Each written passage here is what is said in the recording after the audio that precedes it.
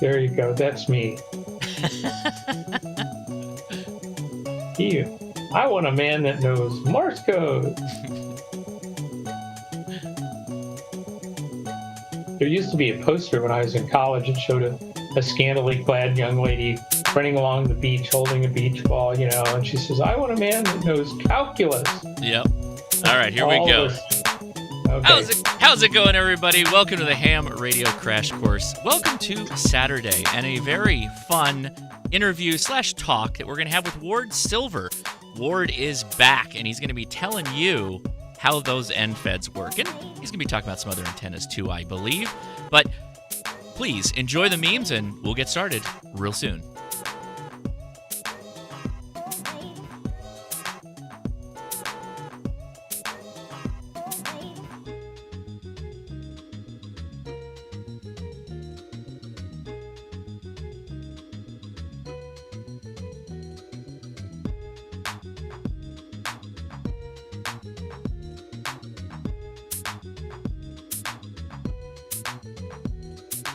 How's it going, everybody? I hope you're having a fun weekend. If you're like me, you're in holiday. I got 2 weeks off, and I know some of you have been asking, Josh, when are you going to get to that general test question pool? Well, I've told myself that I'm going to sit down and start doing it this week, these next 2 weeks, and hopefully knock it out. So you've been waiting. I got the time. At least I lie to myself that I got the time, but it's obviously holiday season, so likely I don't have the time at all. But I'm going to try.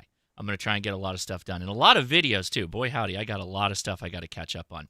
But, hey, that's not why you came here. You came to hear from Ward Silver. So go ahead, take a couple of links in the video description. Check out hamtactical.com and hamtactical.coffee for our Coffee of the Month Club. If you probably missed getting these for Christmas, but you probably are not going to send the Baofeng under a, what did they put that under? It was one of those medical devices, but we got a Baofeng under the scanner that they put humans through. And so there you go. That's the inside of a Baofeng, if you ever wanted to know. But no, that's not why you're here. We got Ward Silver here today. Ward's been on a couple of times on the Ham Radio Crash Course, and his talks are always amazing. The last one, I think it was on grounding and how, the myths of grounding, the misconceptions, understanding it better. So if you want to go check that out, just go to my channel and search for Ward, and he'll come right up, those videos he's been on. But today, we're going to be talking about antennas. Ward's got a book out there that I think is right up a lot of your own alleys, and it is the Ham Radio for Dummies 4th edition. We've got it linked in the video description as well as all of Ward's books. So go check that out. Highly recommended. You can get some excerpts and get a little better understanding of what is in the book when you go to the Amazon page. And is it really on Audible, too? I had no idea. That's fantastic. Well, let's bring Ward in and ask him all about that. Ward, I didn't know you had the Dummies book in audio format, too. Who did the audio recording? Did you do it? No, I did not do it, and it was a surprise to me as well. But Wiley's been really good at keeping the book, in print and in various formats, and somebody got the job of reading the book. That's cool. Well, I may have to just check that out. I mean, I have the book. I've read through it, but I'm kind of curious what an audio book would be like that. I'm on Audible, so I've got tons of credits that are always trying to expire on me. Yeah. So. Well, Ward N0AX, you have a long amateur radio lineage. You've been involved in a lot of things, a lot of production of books and material for the ARRL and some of the other stuff that you're doing yourself. You were telling me before the show you're trying to retire, but you just can't figure it out. What have you been up to? I don't know. It's like I don't know how I ever had time to go to work. That's the old joke. Yeah, and I did the 100th edition of the handbook and handed that off. And then the 25th edition of the antenna book. And I said, that's about the good stopping point. And there have been a couple of other things that have come out, but, I do the occasional product review. I'm on the DX Engineering on All Bands blog. I just sent them another one on QSLing. Mm-hmm. And so, you can take the boy out of the editing, but you can't take the editing out of the boy. So that's kind of where I'm at. I have to learn how to say No, Yeah, right. Yeah, I don't have any idea what that feels like at all. I should no. bug you one day to try and explain the bureau to me. I think I'm overthinking it. I get these calls. I get all these QSOs from foreign lands, and I send money to the bureau, and then I put my QSL cards in the envelope, and then I never hear anything. So I'm hoping for the best. I don't know if I'm doing it right or wrong, but uh, that's what I try to do. There you go. It used to take like years to get stuff back, particularly from Russia, where everything had to go through Post Office Box 88, Moscow. And Ah, yes.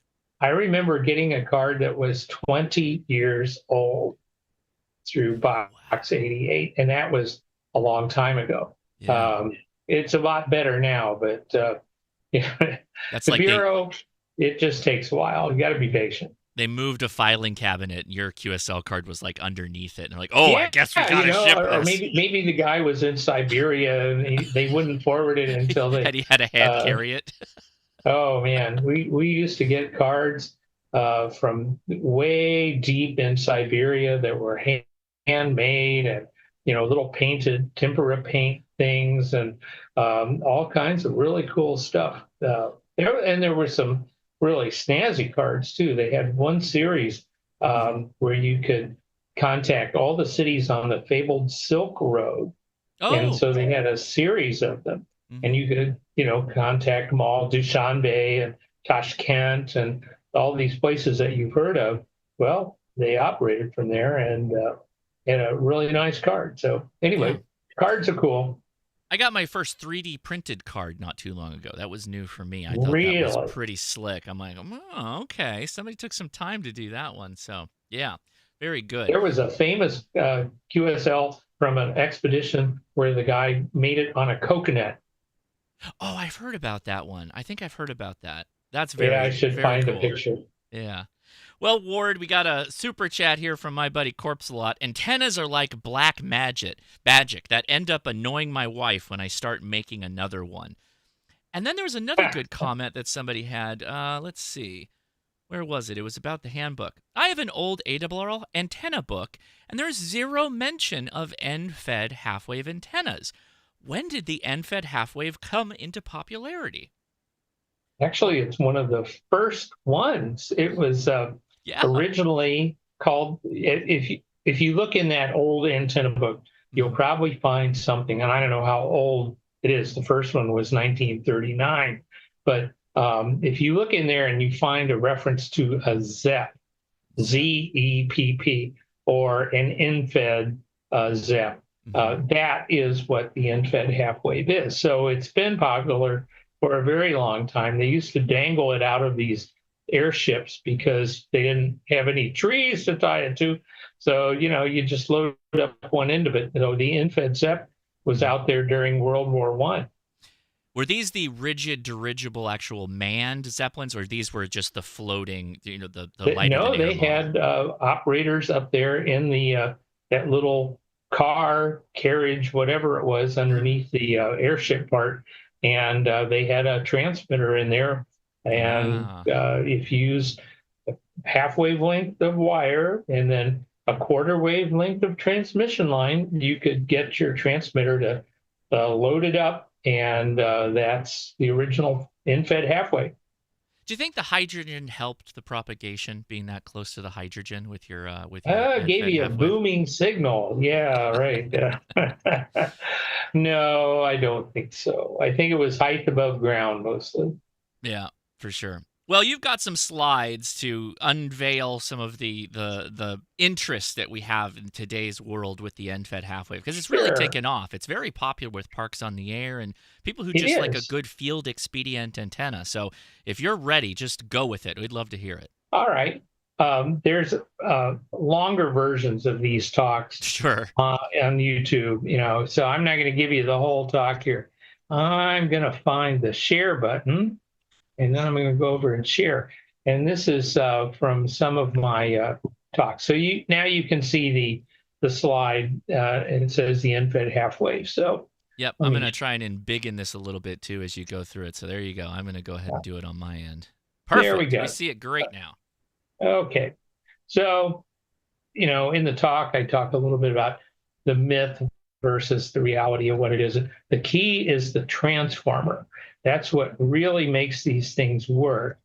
So, but let's start. It's an in-fed half-wave, and the original, the very first antenna ever used was a half-wave. It was a center-fed half-wave dipole that Herr Professor Dr. Heinrich Hertz used to demonstrate that actual waves were, produced electromagnetic waves and all that. And so when you get a center-fed half-wave dipole, like most of us have used, you hook up your feed point at the middle, and you got a lot of current and a little bit of, you got a lot of current and low voltage at the middle, and that means low impedance. Impedance is how hard you push to how much you get. Voltage over current. So if you've got high voltage and low current, you've got high impedance. But with the regular center-fed dipole, you get low impedance because you've got low voltage and high current. So, and that's good because that allows us to use coax to feed it. And then you can use it on the harmonics, particularly the third, all the odd harmonics, the third and the fifth, because you wind up with another low impedance feed point at the middle. And then people figured out that you can do all sorts of interesting things here. Let me move this through. You can operate on all kinds of harmonics. And this is a really nice drawing. I love that drawing. ON4AA did this. And you can see above the wire are all the even harmonics, and you wind up with real high impedance at the middle. And all the odd harmonics are underneath the wire, and you get low impedance in the middle. So we can use a 40-meter dipole on 15 meters and, that kind of thing, and that works. But there's also some places where you can see that circle where the impedance is similar. It's not the same, but it's similar on almost all the bands. So somebody got the bright idea of driving these things off center. And if you move that feed point back and forth along the antenna at different frequencies, it has a different impedance. And you can find a spot where if you attach the feed point, you get about the same impedance on a bunch of different bands. So you put an impedance transformer there, and by golly, you've got an off-center fed dipole. And those are real popular too. Usually it's like about a third of the way in from the end. But we'll just slip by that.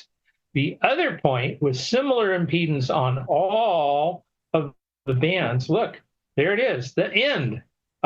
It's always high impedance at the end on all the harmonics, the fundamental and the harmonics. So what can we do with that?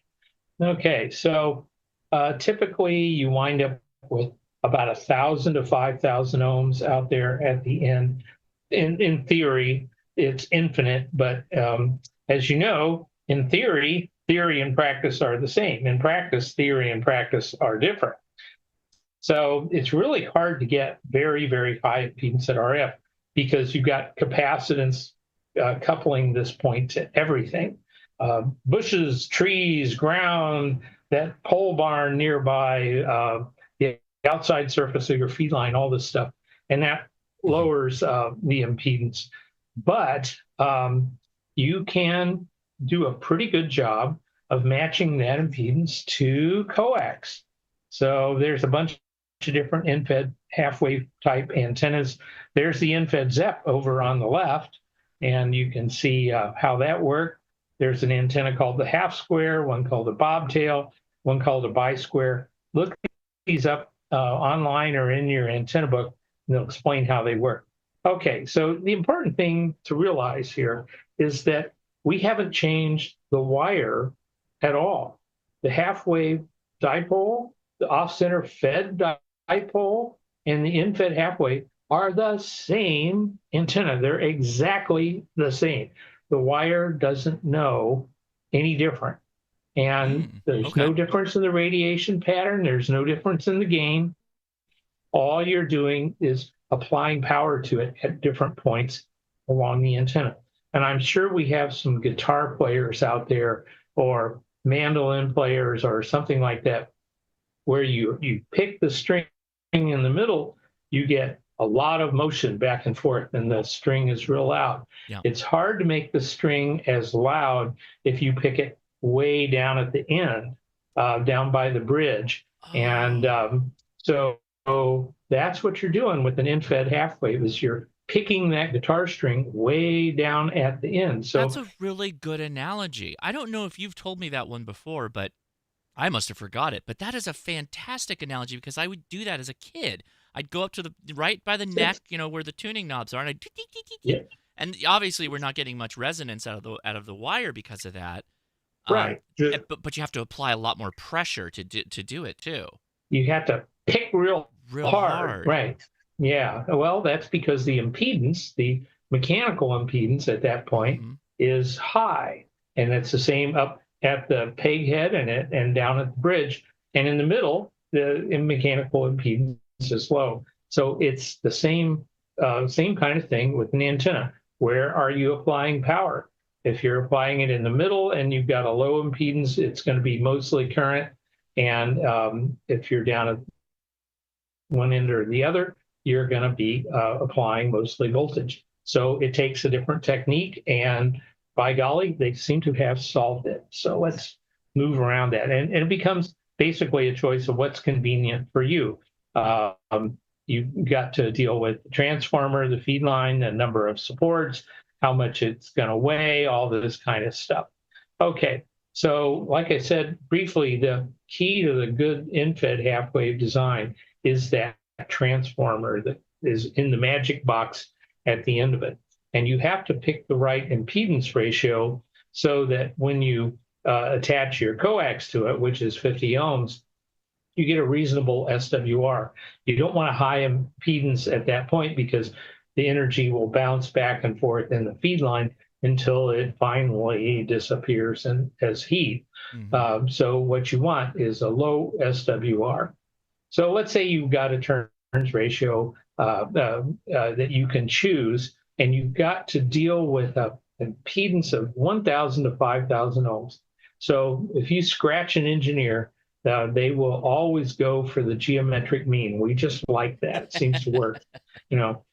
So what is the geometric mean? You multiply the two numbers together and you take the square root. So the geometric mean of 1,000 and 5,000 ohms is 2,200 ohms.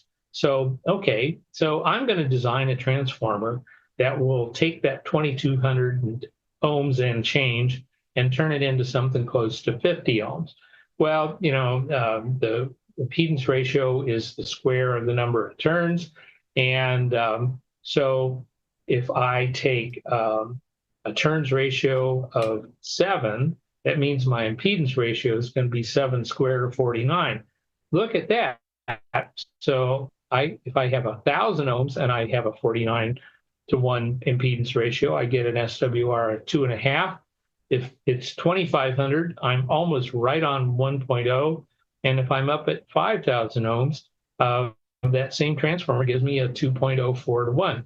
So everything in between 1,000 and 5,000 ohms is going to be an SWR of less than 2, or pretty close to it, right at the transformer. And then I've got some feed line loss between the transformer and the transmitter. So it makes the SWR look a little better.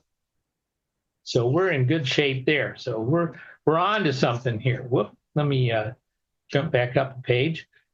And here's the schematic of this thing, okay? It's basically a transformer.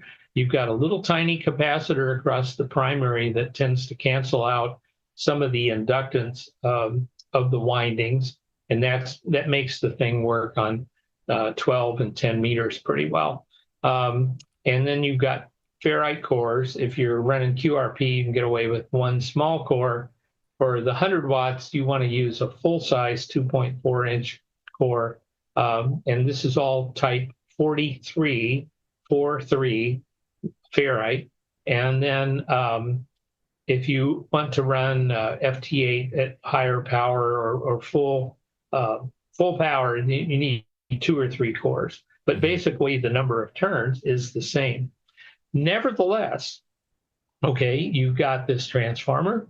and you're hooking up the infed to one end of the secondary. Well, where does the current go on the other end? All right. Right. It's really hard to drive the end of something.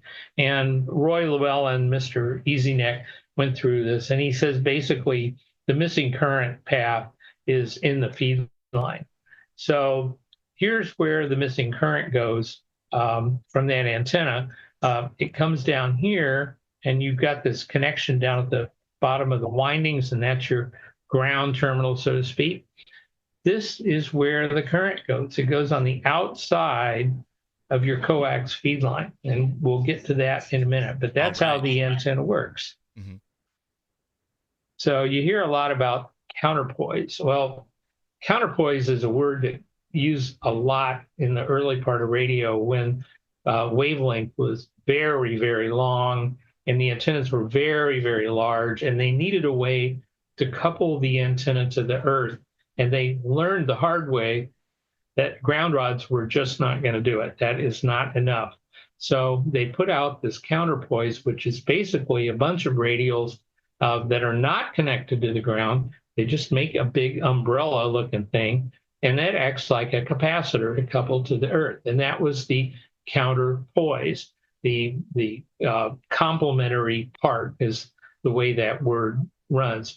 We use that word too many times to use too many incorrect things.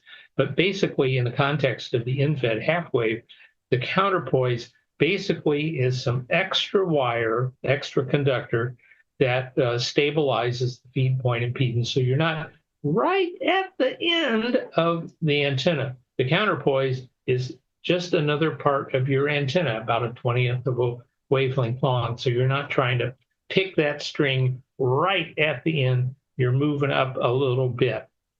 Okay. So let's see. Let's go to this next slide, please. And here's a infed half-wave installed. Typically, people put it up with the transformer box 4 or 5 feet above the ground on a stick or something, and then they run the antenna up into a tree, or maybe they do an inverted V thing. You can also use these things as a flat top, but the most common is for portable operation where the transformer is down near ground level. Okay, so you can actually add a counterpoise wire, 10 feet or so of wire, just throw it out on the ground. All it is the rest of your antenna happens to be laying on the ground, and it just stabilizes the impedance so that it's consistent from installation to installation. You can use a ground rod if you want, but it's not necessary. And if you go to a lot of parks and stuff, they won't let you put anything in the ground, not even a tent peg. Right. So don't be driving a ground rod in. Typically, you can just use the outside surface of your coax. Just hook up the coax and let it lie on the ground. It's no different than that counterpoise wire. So the one I've got at home at my small station, the coax runs for about 5 feet, and then it's buried the rest of the way to the shack, and that seems to do the job. Can I ask you a question on that image? Can we go back there for a second? Sure. So the counterpoise shows less than a quarter wavelength of the frequency that you're on. Right? Yeah, it's not tuned. Yeah, okay. So oftentimes, I know a lot of people who run end-fed half-waves for their home shack. Maybe they're operating on 10 meters or 15 or something like that. They are not. They have more coax than less than a quarter wave. So does having more wire, the shield of the coax, if you will, being the counterpoise, does that present a problem, or what does that happen? What happens? No, typically what happens is because your coax is laying right on the ground, it acts like a capacitor to the ground. Okay. And so as the wire, meaning the outside surface of your coax, extends, the amount of current on it is lower and lower and lower and lower. And after about 10 feet or so, typically you don't have much current left at all. It's just acting like a capacitor to the ground. So having more wire is not a problem because the antenna is just going to be an antenna. Well, the other side of the antenna, the counterpoise, is only going to be using, I guess you could say, half wavelength of that shield, regardless of how long the shield is. it won't even use a half wavelength. Okay. It'll just use, 5 or 10 feet, which is, and it's not a tuned thing. You can say, 468 over F and A do lot of all people that say kind that. of stuff. Yeah. Yeah, it's laying on the ground, so it's coupled to the ground. It's not a resonant thing. Since we're getting, we got a question, and I was going to hold questions to the end, but this one is so on point. I might as well ask this because we're here. What if you put a choke right at the feed point? A lot of people, I've seen people do that. I've seen people do that. Yes. If you do that, then you need to add the counterpoise wire, because otherwise that current has nowhere to go. You might want to put a choke on there if you're getting obnoxious RF current in your equipment or something. Say you're setting up on a picnic table and on one band or another, it lights up the computer or the key or something when you transmit. Then if you put a choke up there by the transformer, you got to be aware that you're also cutting off the counterpoise action of your feed line. So you got to replace it with something, and that's when you toss out a 10-foot piece of wire attached to that ground terminal. Very good. All right. Thank you for taking that question. There you go. No problem. It's an antenna that has a lot of mythology. It does associated with it. Yeah. Yeah. So let's see. What was I doing? Oh, okay. So why 49 to 1? Okay. The thing to do if you really want to get into this is look up Steve Dick K1 radio frequency, and just Google his name or his call sign and InFed half-wave presentation, and you'll find a real nice PDF where Steve goes through all of the technical details of this antenna system. It's the antenna is the wire plus the transformer and all the materials that you use for it. Steve is the guy that really brought it all together and made this a common, useful, well-behaved antenna. But the question is always, why 49 to 1? Why not 9 to 1? Why not 36 to 1? Why not 81 to 1? All those are perfect squares, and that's integer turns ratios. And you'll see a lot of different transformers that are sold for these different ratios. Well, you can sometimes make any ratio work, because this same antenna can have a different impedance depending on where you install it. But if you go through the calculations, and you can see a graph over there, right, that shows the SWR at the bottom axis shows 1,000 to 5,000 ohms, and the vertical axis is SWR.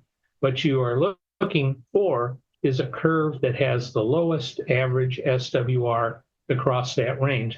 And it happens to be that light blue curve corresponding to 49 to 1. So if you pick 49 to 1, it's a best compromise over your expected range. And that's why most commercial versions have a 49 to 1 ratio. You'll see the transformer wound with 2 turns on the primary and 14 turns on the secondary. And that's a good compromise. It doesn't have too much inductance. It doesn't mean the core has to be special. And so if you use a type 43 core and a 7 to 1 turns ratio, 49 to 1 is a really good choice. Okay, let me bump down here some more. And they're really popular because they're efficient. All it takes is one support. You can lay that transformer. You can sit on the transformer as long as you don't touch that high voltage terminal. Don't ask me how I know this. Okay, you can just tie wrap it to the picnic table or something, and then basically get that other end of the antenna up in the air. The 160 to 10 meter version is kind of long, 260 feet. The 80 to 10 meter version is real popular. It's 130 something feet. It'll fit in the backyard, and you can cut that antenna halfway out and put in a series capacitor of like about 400, like a 390 picofarad or 500 picofarad capacitor, and it will move the resonance up into 75 meter band. And so that makes it really good for emergency communication or phone operation.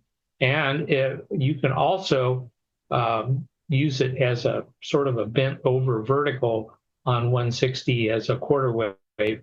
And I've done that a bunch of times. That works real well. I got to ask you, I've never thought of adding a loading coil to an end-fed half-wave. Is it like a center-loaded coil, or are you putting it right at the feed point or at the transformer start point? No. Okay. So if you take a 40 to 10 meter version, so it's 67 feet long, and you want to use it on 80, what you can do is put a coil out there at the end, plus some additional wire. And it's not right at the halfway point. I'd say it's about 2/3 of the way out. Okay. And that will give you an 80 meter resonance. It'll be narrow, like most loaded antennas, but it will get you on 80 meters with a decent signal. You can also add a clip-on piece of wire that will make it work on 60 meters as well. So very flexible antenna. It wants to work. Anytime you have straight wire, that wants to work as an antenna. Yeah. The only thing that radiates is electrons going back and forth and being accelerated in a straight line. That's what radiates. Everything else, coils, gadgets, folds, yada, yada, yada, those things don't radiate. You're just trying to get radiation out of a straight section of wire. Okay, so you can do a lot with an 80 to 10 meter version or a 40 to 10 meter. Okay, like I said, download the K1RF presentation. Be prepared to trim the length depending on your circumstances. Some of the designs you'll see have a little tiny 6-turn coil about that long, about that diameter, about 6 to 10 feet out from the impedance transformer.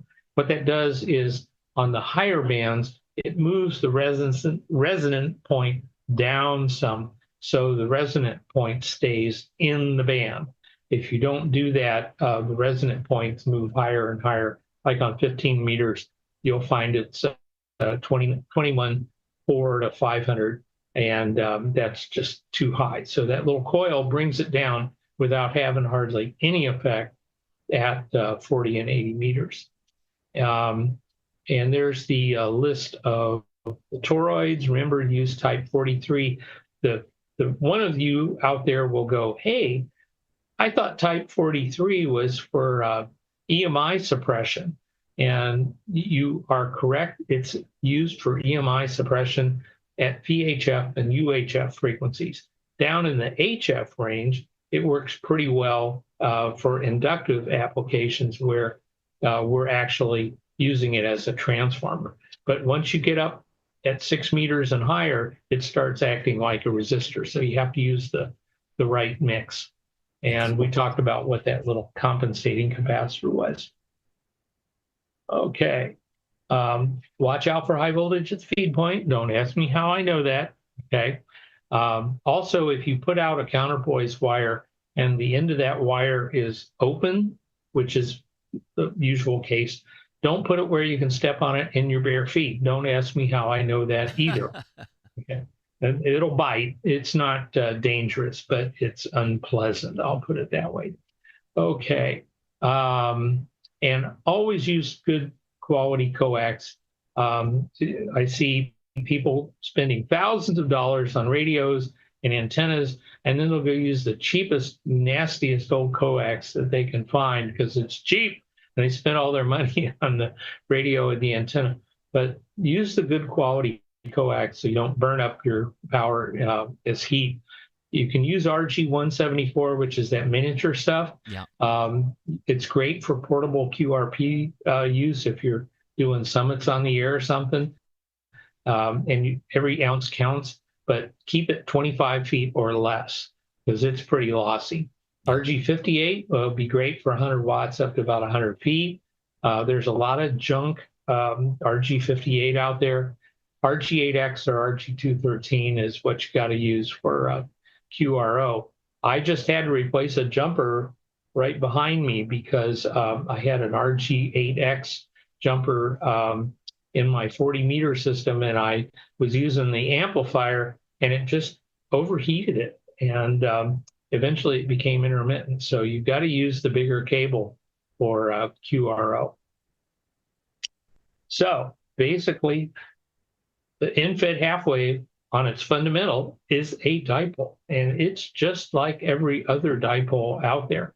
The only difference is how you install them, and it's fed at one end, and then you use it at harmonics, just like you use a regular dipole. It'll operate on multiple bands because you have that common high impedance point, and if you use the right transformer, it'll work fine on all those different bands. Let's see, and it's basically a trade-off with other dipole type antennas as to your circumstances. Is this for portable stuff? Is it for a fixed station? Is it for field day?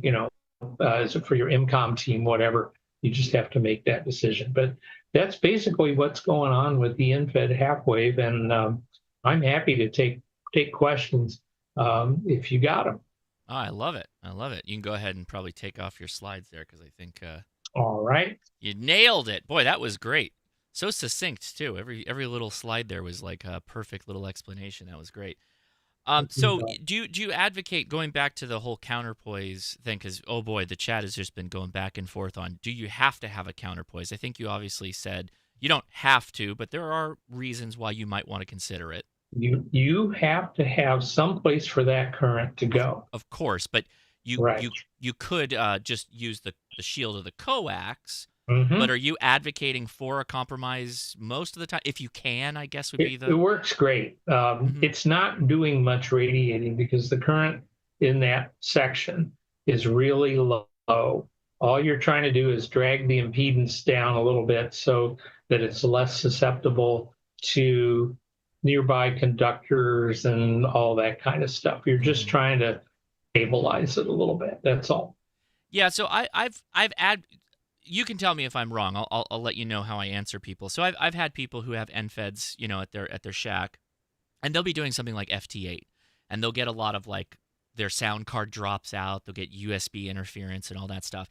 And I'll often tell them it's like, well, put a choke at the feed point of the antenna and run a counterpoise, and that seems to keep some of the RF off the coax. So that's keep the RF out there instead of in here. Right. Yeah. So that's usually been when I recommend people use a counterpoise. But other than that, like when I'm portable, I seldom use a counterpoise. But I don't know what are your thoughts on that. If it works without a separate wire, then you're fine. Do people answer you when you call CQ? You're fine.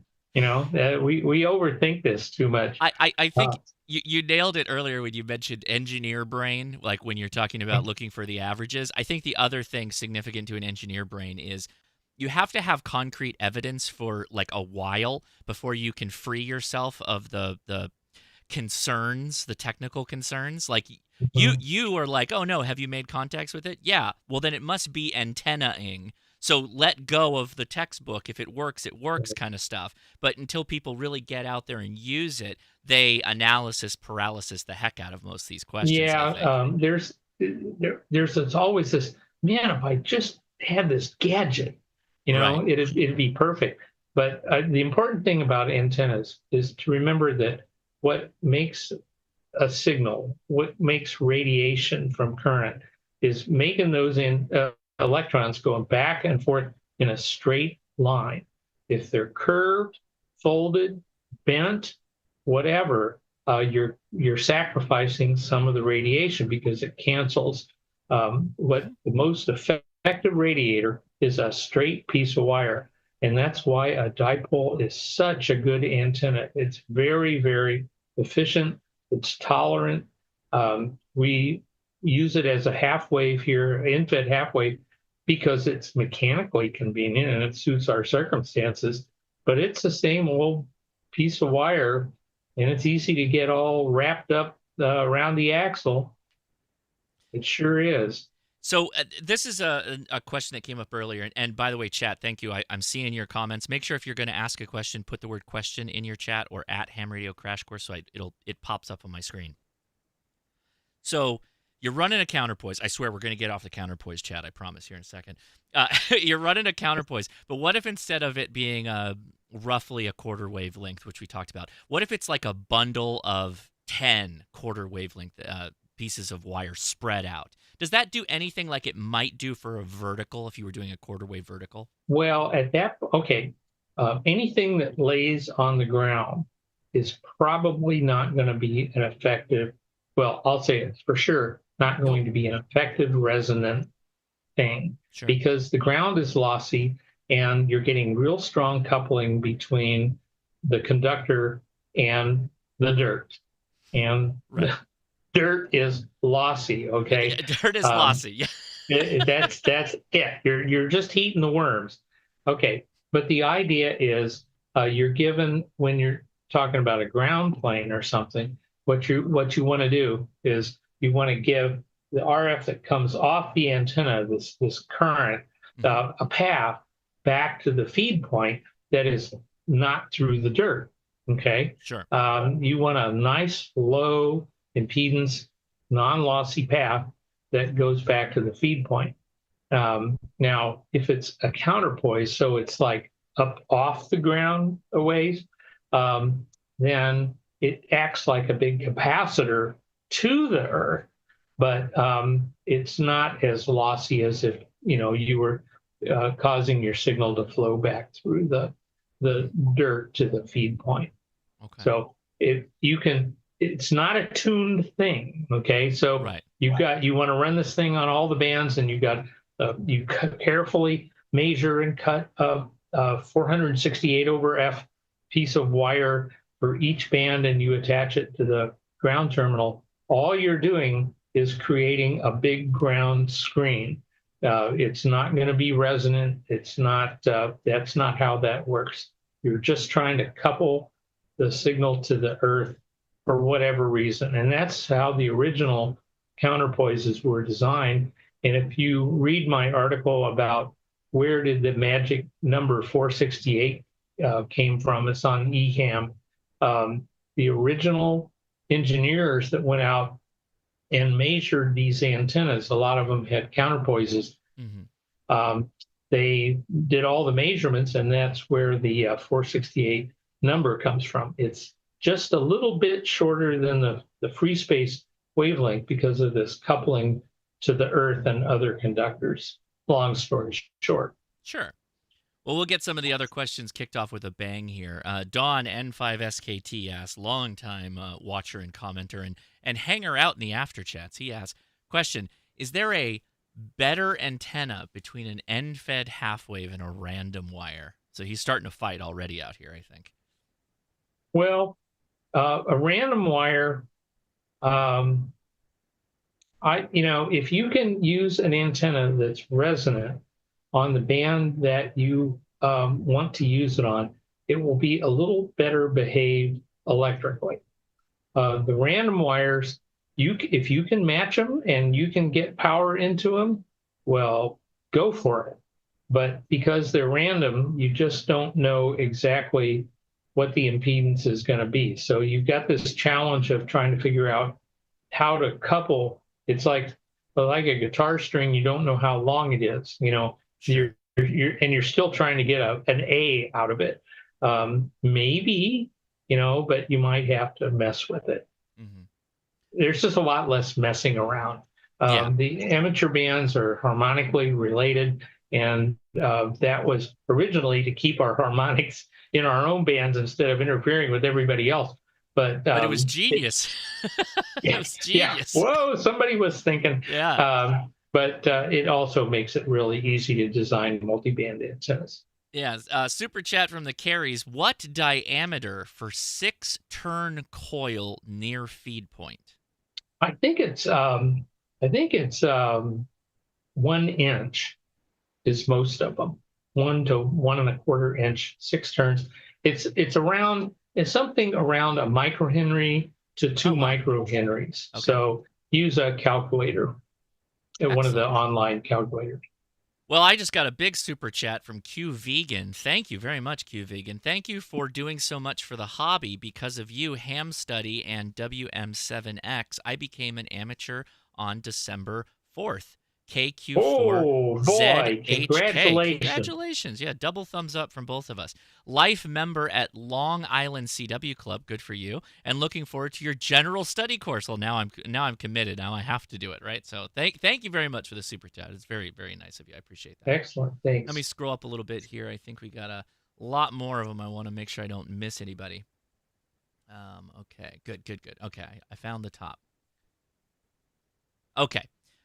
So Cosmic Osmo 4 says, what's the critical difference between an end-fed half-wave with a counterpoise and an off-center fed dipole? How does the counterpoise know it's supposed to be a counterpoise and not more antenna? It doesn't. It doesn't. That's a counterpoise used this way. When we use the word counterpoise to apply a little extra piece of wire, all it is more of your antenna. And if it happens to be on the ground, some of your antenna is lying on the ground. That's it. Off-center feds use a different transformer as well, too, right? They use a 4-to-1. Yes. So I glossed over that. Basically, the impedance of, a little bit away from the center, but not all the way to the end, is going to be several hundred ohms. Right. So what the impedance transformer there will be typically a 4-to-1 or a 6-to-1. And then it will also have a current or choke balun to decouple the feed line from picking up. That's a very highly unbalanced system. It's off-center fed, right. So that your feed line will pick up a lot of energy and re-radiate it. But if you don't want it to do that, then you've got to put in that choke in the feed line. So what's in that big thing in the off-center fed dipole? That's an impedance transformer and a choke typically. Ah, okay. So KA2AUB asks, can an end-fed half-wave be used for NVIS transmission? Sure. All that NVIS means is radiating a signal straight up. Any dipole type antenna that's a tenth of a wavelength or lower, actually even, once you get below an eighth of a wavelength, a quarter wavelength, most of your energy is going to go straight up. And that's what NVIS is. Yeah, so speaking of NVIS, this is a little bit of a side question, and I got K6ARK in the chat. God, where were we? I think we were literally on San Clemente Island when we were having this discussion, and he was talking about how a lot of NVIS is another antenna that got a lot of popularity, and his comment was, it's well, if you get a 40-meter dipole or end fed at a higher elevation, you're actually doing a really good job of also still sending most of your radiation vertically, depending on how you have it oriented. So much so that being NVIS closer to ground, you're getting more power to the atmosphere if you want that NVIS reaction by getting it higher up. But the NVIS is only really just focusing it vertically, right? Is that the big difference? Well, let me untie this. Okay. There's several things. And I probably screwed that all up, but K6ARK is in the chat. NVIS is a propagation mode. It's not an antenna.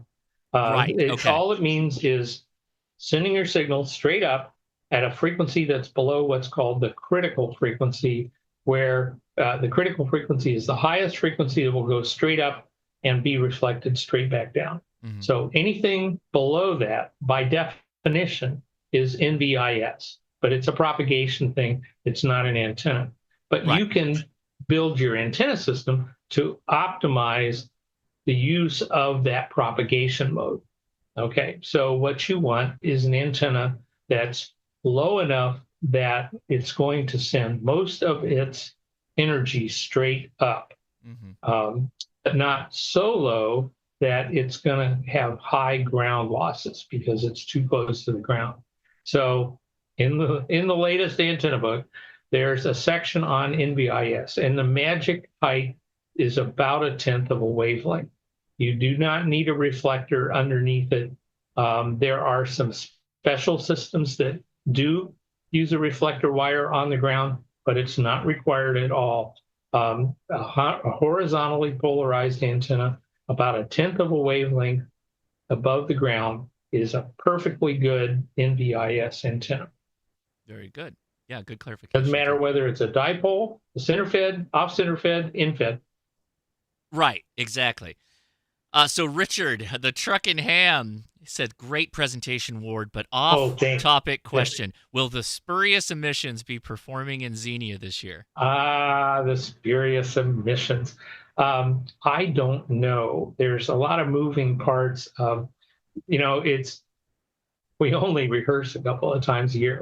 Well, our performance is typically our second rehearsal, okay?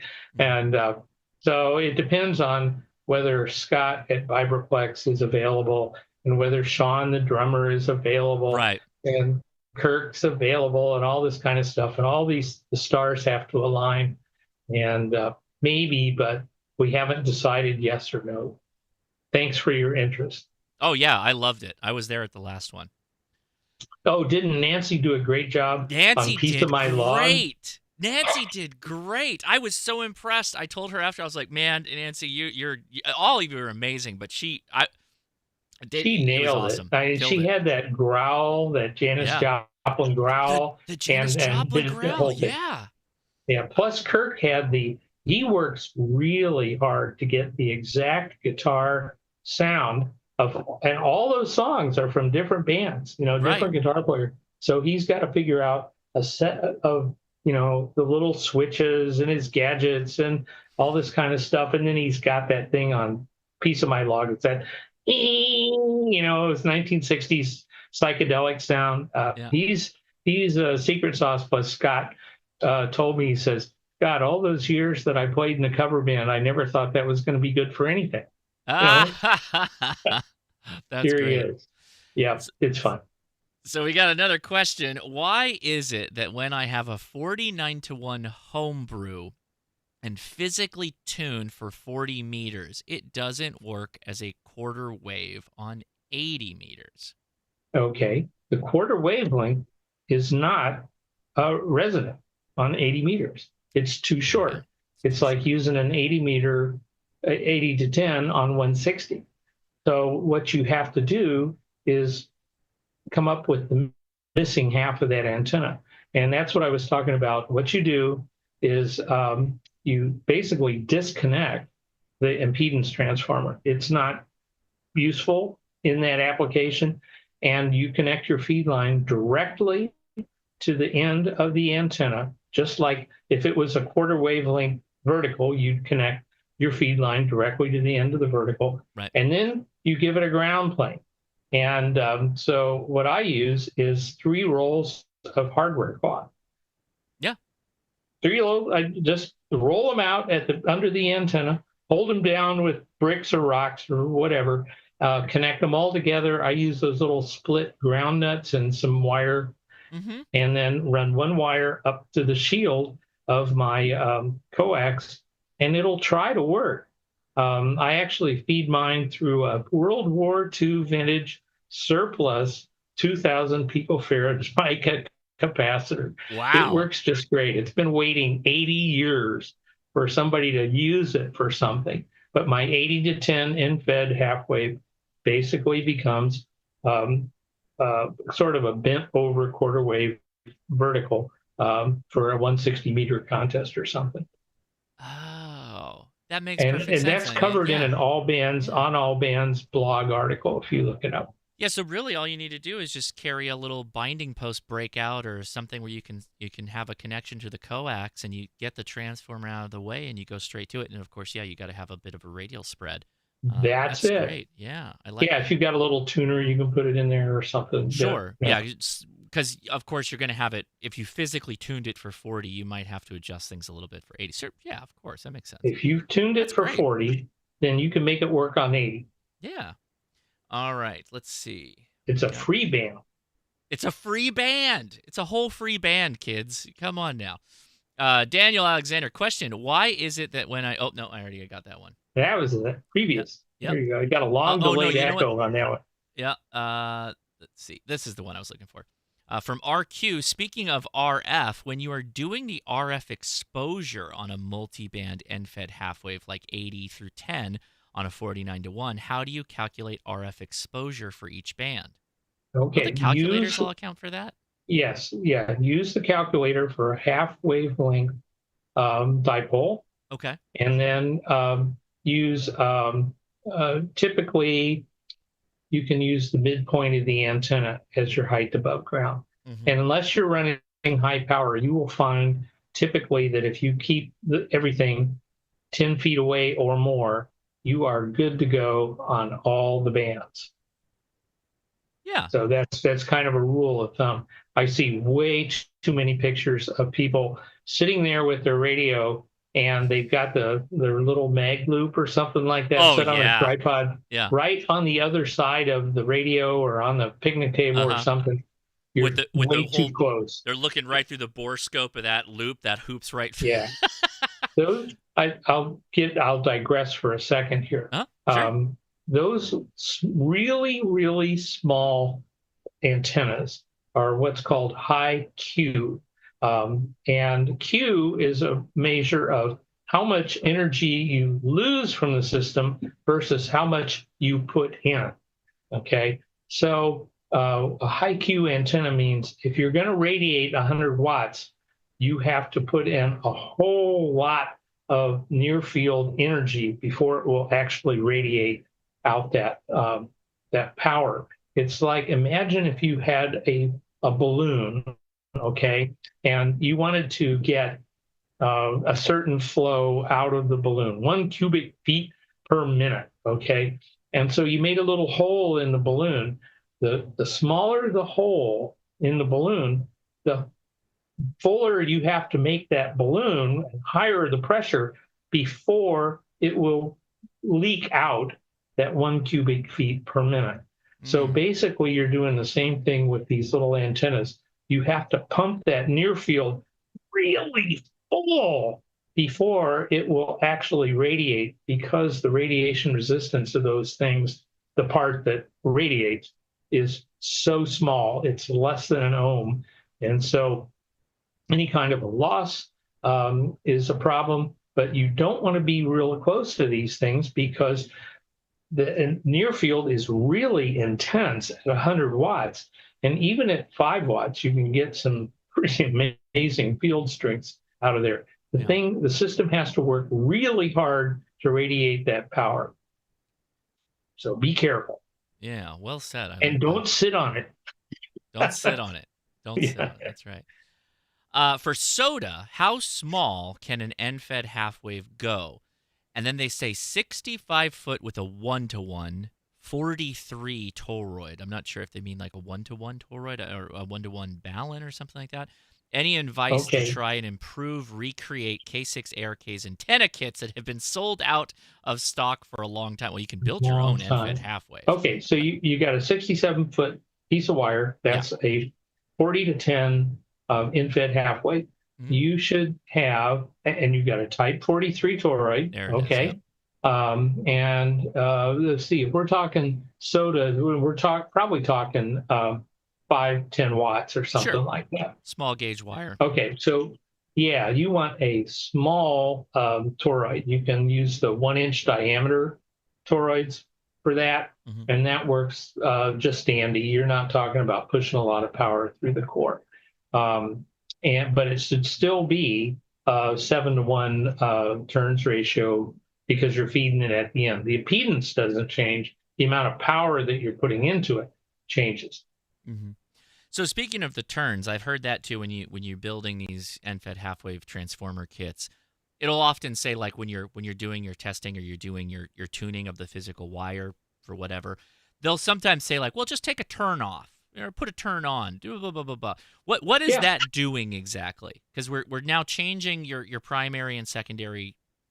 It's turns. Like changing. Okay, what you've got is a 2-gear gearbox. Okay. With I love these analogies. You're speaking my language. Okay, That's I love it. I love it. I love it. And you're saying, a 2-gear gearbox. Got it. My engine isn't running at the right speed. I need to find a We're bogging down in the sand I'm here. I either need bogging a or lower I've gear. got too high an RPM. Okay, I gotta find that. I gotta find that cruising RPM is what you're looking for. Is that what you're saying? Right. And you Okay, don't use your cruising gear down when you're starting off. that's The engine right. will lug.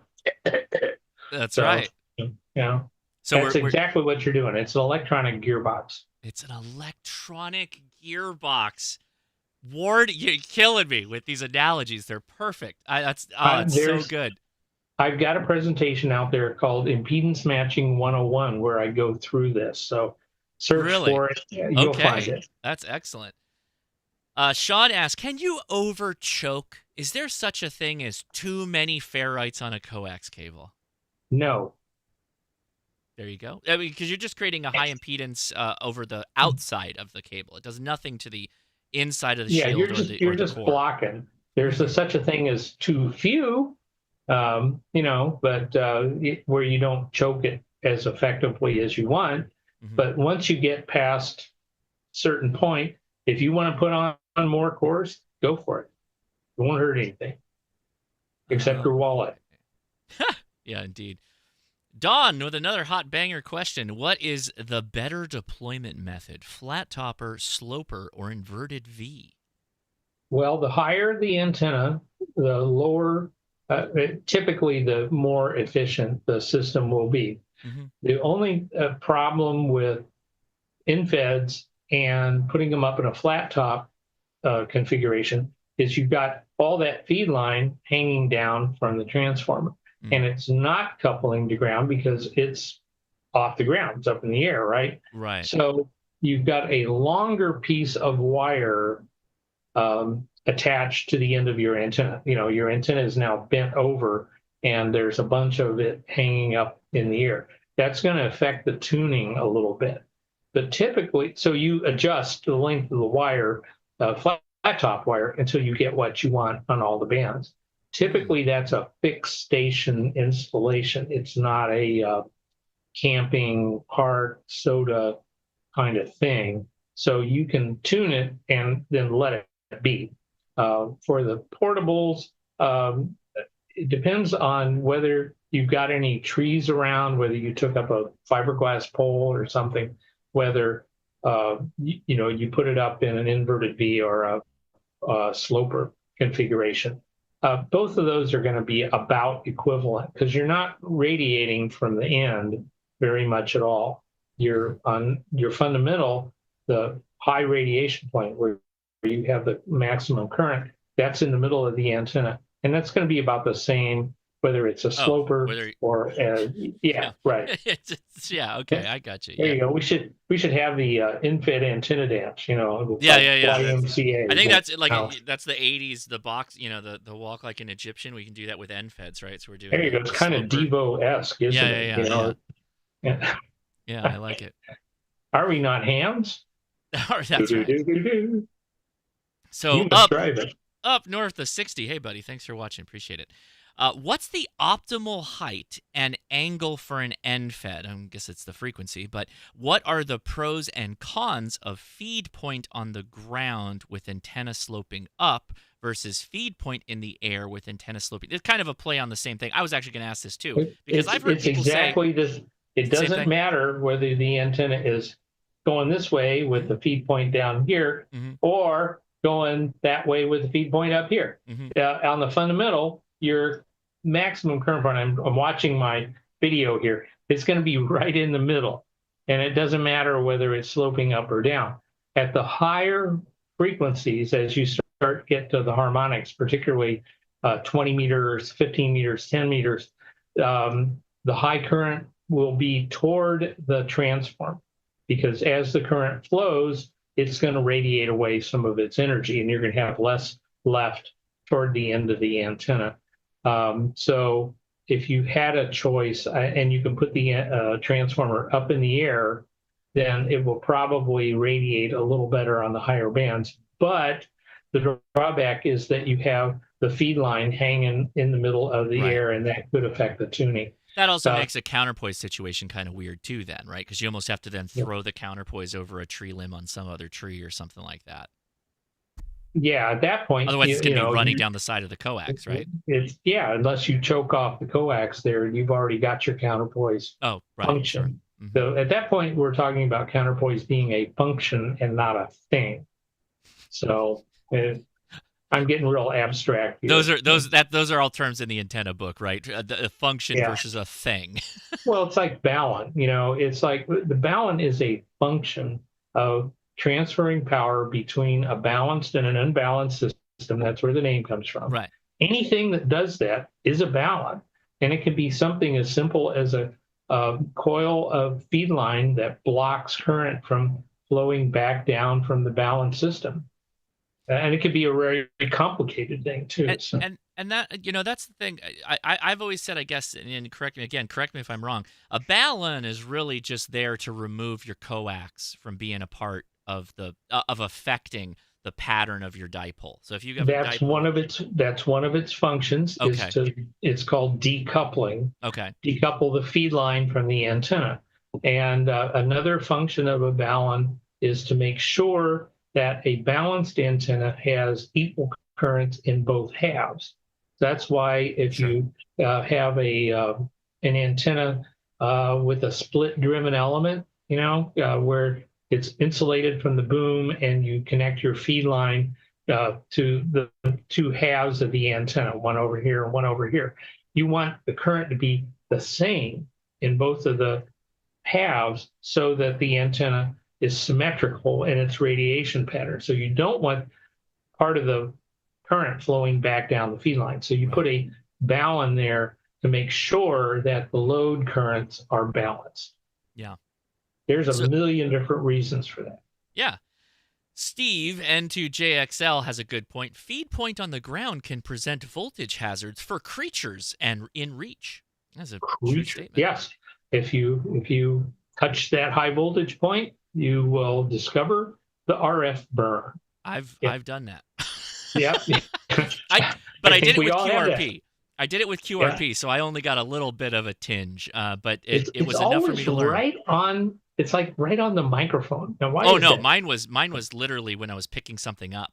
Like I was doing PSK 31 on a summit for some reason, and I had a random wire antenna, and I got, I guess, close to the transformer or something like that, and I got my. You had a high impedance point. Yep. And if you read the grounding and bonding book, I try to point out that we are so close to our antennas on the high frequency bands that we are in the near field of the antenna, and everything that conducts electricity in the station is part of your antenna system, and current will be flowing on that. Mm-hmm. If it goes through a high impedance point, it's going to be a high voltage point. Mm-hmm. And if you touch that high voltage point, you'll become part of the antenna system.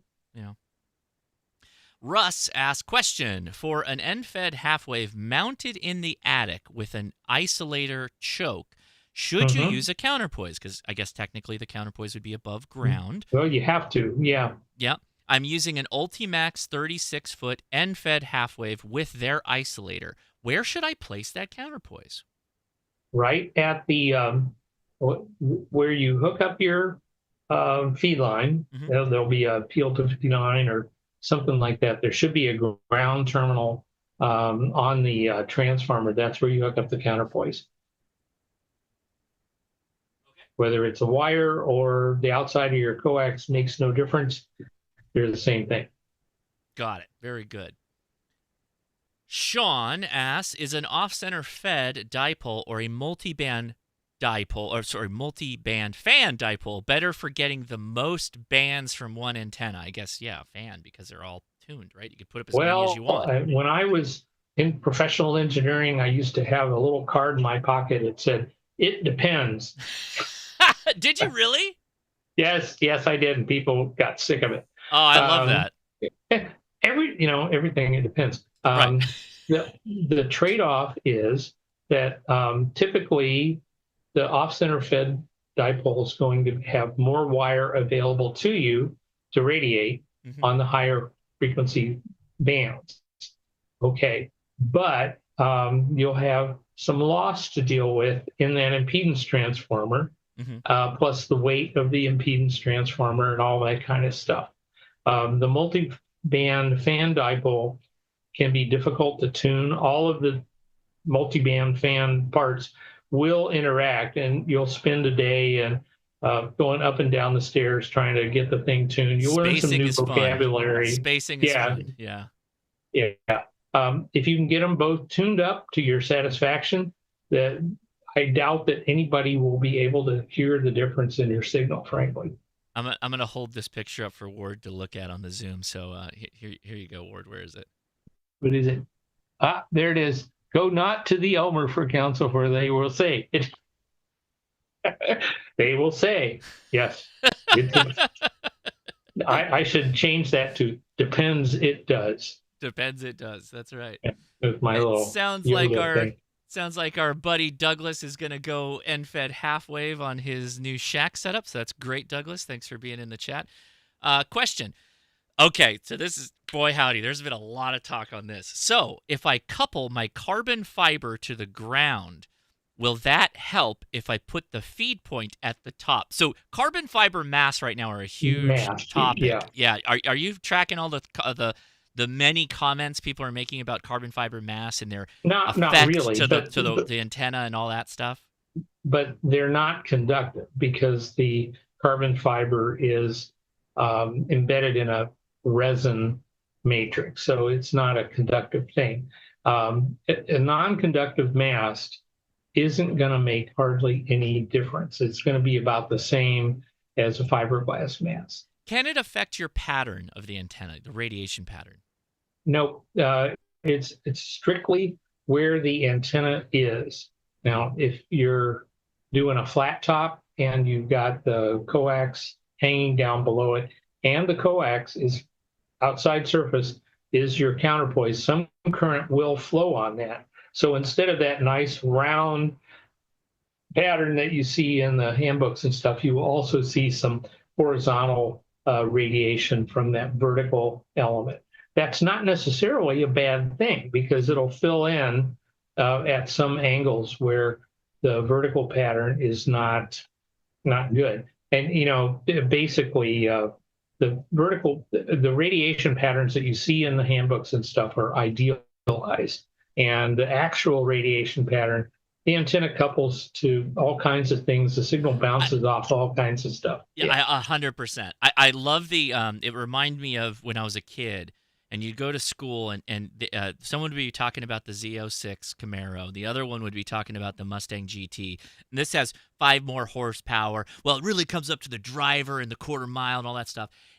Your antennas, when you put it into a modeling program, is like the most pristine.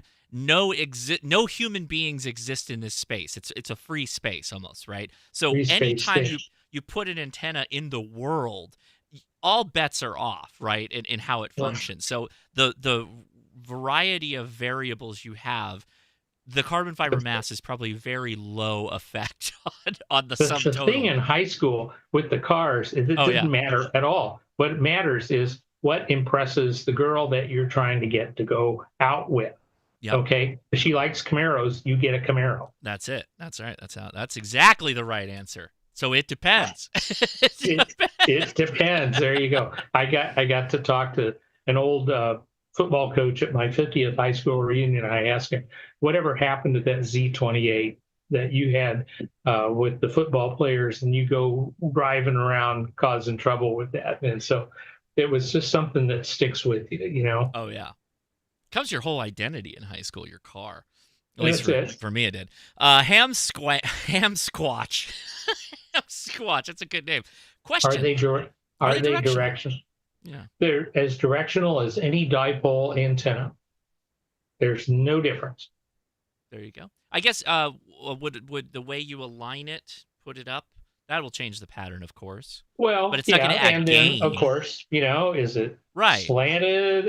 And what's nearby? Are power lines nearby? Is there a metal roof? Is your ground conductivity good or poor? Do you park your car right underneath it? All these different things can affect it. Basically, treat it as a dipole antenna, whether you're using it on the fundamental or any one of the harmonics. and you can get an idea of what it's going to do. You can even model it a little bit. For example, my bent over infed half wave, it goes up about 20 something feet, and then it goes up to about 50.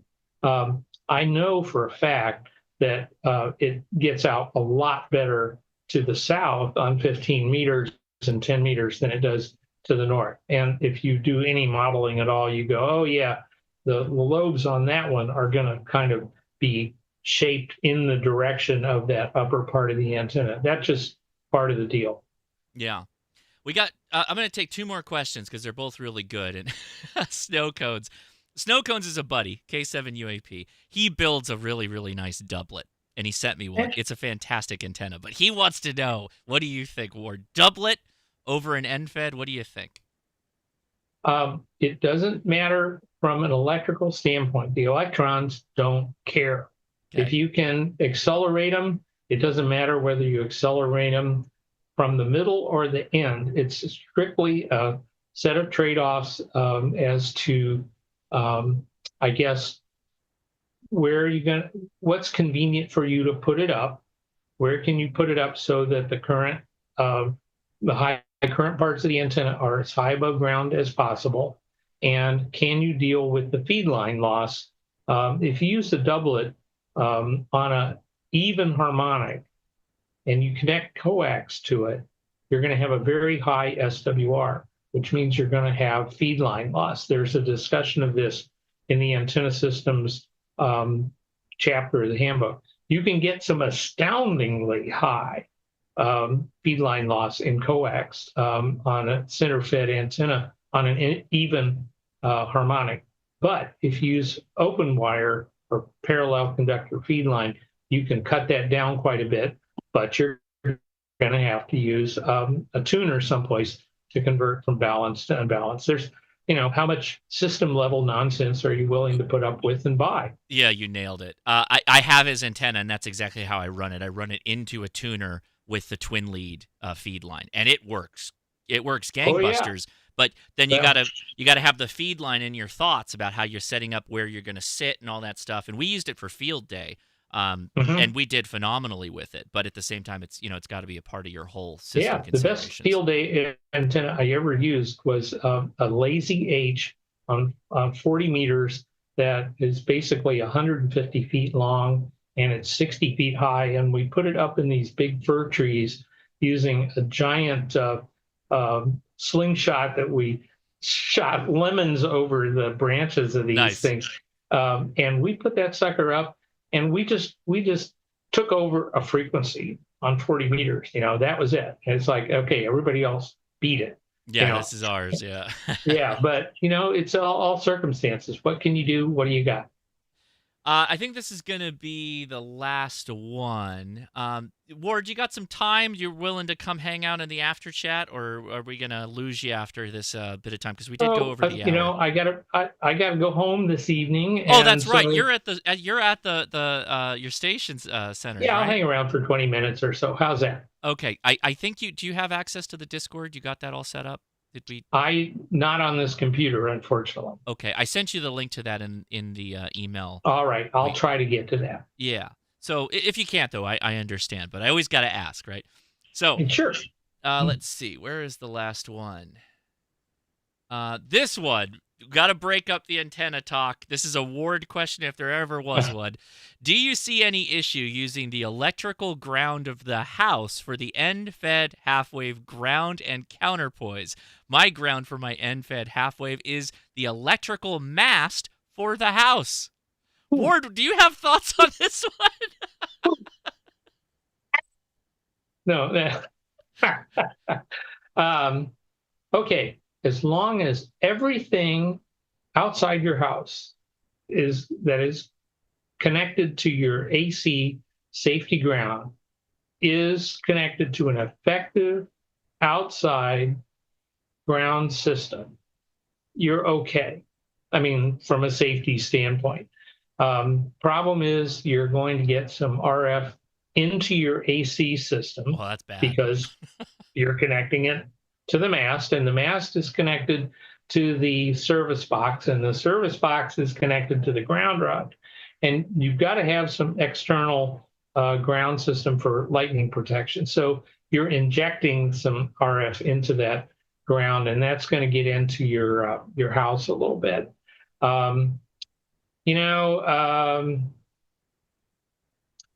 There's a million different little angles for this. I wouldn't do that just because of what I just said about injecting RF. Also, you'll get noise from the AC system that gets into your RF system. Mm-hmm. So, you get a problem with that. I'd try to find another way to do it, but remember that you need an effective outdoor lightning protection ground system, and all of that needs to be bonded together. And by golly, that's what I talked about in that grounding and bonding book. And one of my reviewers, Ron Block, NR2B, he wrote a cover plaque winning article for QST a year or so ago. And he was a reviewer for my book. And he's also one of the founders of Polyphaser. He just wrote and released a book on lightning protection. And I just wrote a review for it for QST. It's a really good book. It doesn't contradict anything in my book. It just goes way deeper. So if you want to know more about that, that's the way to go. Oh, that's great. I feel like it's an easy afternoon project to put up a mast that isn't the power delivery mast or tube for the service provider. That would be my recommendation in this situation is just separate the two. They don't need to be together in this case. Separate the two, and your ground for your station can be effectively that same ground rod. Anything built recently will have two ground rods, not just one, about 6 to 8 feet apart. And you can bond to either one of those. And that's for the service provider ground, right? That's the in the National Electrical Code is unequivocal. Every external ground electrode for any system, that's your AC power, lightning protection, your let's say satellite TV, your phone system, all these things where the guys come and they hook up stuff and they put in a ground rod. Yep. All of those absolutely have to be bonded together. And the reason that is so if there's a lightning surge or some kind of current fault, that means all of your grounds stay at the same voltage and everything goes up and down together. You remember that from my grounding talk. I do. Yep. Yeah. So that Otherwise, you're in bad juju. I think we talked about it, but what if and this is not me, obviously, but what if my tower is 100 feet away from my house and I have all the ground strapping to ground rod at the tower? Do I have to bond that tower back to the service ground that's 100 feet back at the house? Okay. Once you get past 50 feet or so, there's so much inductance in a ground wire that you're basically kind of isolated. You've got a lot of impedance between the two. But the NEC allows the use of the shields of feed lines to be used as a bonding conductor. And you have, 2-3 big feed lines connected. Yeah, they'll act as a bonding conductor. And if you go ahead and run a number 6 or whatever from the tower back to your service entrance ground rod and bury it, it's not going to hurt anything. And it will have that much extra area in contact with the soil to act as a dissipation ground. So it won't hurt anything, but it's too far out to really do you much good. The military can run great big copper sheets, out there at $1 million each, but we don't have that budget. So, you have to do what you can do. I'm going to send you an email and have you roast my setup because I think I'm okay, but the more you talk, I'm like, boy, I should have Ward just think about, when on a lazy Sunday and you got nothing better to do, I'll send you what I've done because I have a small lot and my tower is only like a 6-footer on the top of my house. And so my getting everything down to ground and then also getting ground to my shack and doing that is kind of a weird through the attic jobber. So I'll send you. Yeah, don't run stuff through the house that could carry lightning.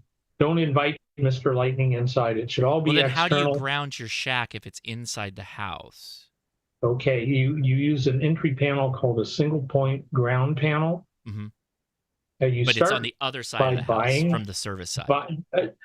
by federal law. It seems like the shack is way over here, and the entry panel's got to be way over here. Um, Read up on the single point ground panel and the external ground system, and a lot of things will suddenly you'll go, oh, okay, well I could do this, I could do, and then it'll start becoming more clear what you should do. But don't invite Mr. Lightning inside through your attic or your crawl space or anything else. Okay, excellent. I will take a deep dive on all of that. Ward, thank you so much again for being on the show. It was awesome, highly educational. Everybody was saying in the comments how much that was really, really impressive, and they liked it. That was really good. Thank you for taking the time to do that. Great. Keep in mind, Ward is on the East Coast time basically, and you're at your Central. shack. Yeah. Oh, that's right, you're Central. So he's a couple of hours ahead of me on the Pacific, but he's got to head back. So he's going to try and jump on the Discord for a little bit to take some questions. But we're going to start the after chat here shortly. Guys, the link in the description will take you to our Discord where we do the Ham Radio Crash Course after chat. But fear not, I will be live again shortly to hang out with all of you and answer questions. And we'll take any little bit of Ward's time that we can. But if not, that's okay too. We'll still be out there. Ward, thank you again. Hang on for a minute, and I'll sort you out with the Discord as I close up the show. I'm going to go grab a Dr. Pepper, and All right. I'll be right back. Very good. Thank you very much again. Sayonara. All right, everybody. Oh, this is the wrong patrons, but we'll run it. Thank you, everybody. Well, in the month of December, we should be running this every weekend. That is true. Thank you to all my patrons. You guys allow me to do all the fun stuff that I do, and really it helps support me furthering the mission of trying to get more people licensed and continue to spread the good information about amateur radio to everybody and help people kind of get over some of these hurdles that we've probably all faced. But I feel like there's an easier way for a lot of people. We can learn a little bit easier, a little bit faster, and a lot of what I do is to try and facilitate people doing that. And thankfully, I've got cool people I know like Ward who will take a Saturday to share their knowledge, and he's truly just, man, a wealth of knowledge. The stuff that I've learned from Ward via his books and things that I've read in the myriad places that he has been published has been awesome. So link is in the video description to go check out his Amazon page. He, as an author, all of his books are there, and he mentioned a couple of different books. So you have the Ham Radio for Dummies book now in its 4th edition. You have Grounding and Bonding. You have, a bunch of other things too. So go check out all of that stuff. I think you really should avail yourself of that really, really good information that Ward puts out, and I really do appreciate him taking the time. So for everybody listening, we're going to end this live stream pretty much at the end of the scroll here, and then I'm going to wrap things up, and I'm going to head over to the Discord. But before I do that, I'm going to start up a new live stream on YouTube. It's a separate video, and our goal is to take your questions, particularly if you're new to amateur radio, you want to get started. That's kind of our bread and butter out here. So if you have questions, bring them to the after chat. We take text chat and voice chat via Discord. If you don't know what Discord is, no big deal. It's kind of like IRC. It's a chat room and a voice chat setup. It's strictly for the amateur radio crash course, at least our server is, and the link is in the video description. If you're going to join us on the Discord, please take the time to go into settings, bind a microphone, bind some speakers or some earbuds, and then set the PTT button so that you can talk, because we kind of treat it like a repeater. You hold down the PTT button to talk, and you let go to listen. And that's kind of how it works out there. But you'll get it, I promise, as we turn things over to the after chat. So thanks again, everybody. It's been a crazy year, but a good year.